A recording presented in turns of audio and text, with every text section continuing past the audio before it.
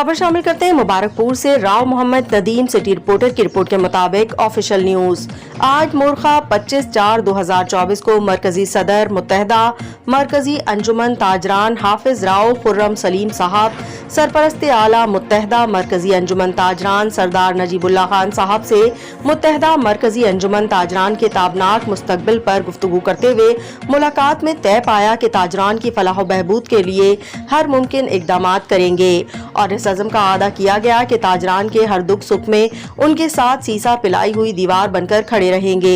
हलफ बर्दारी की तकरीब के हवाले से तबादला ख्याल किया गया। आने वाले चंद दिनों में काबीना की हलफ बर्दारी का ऐलान किया जाएगा।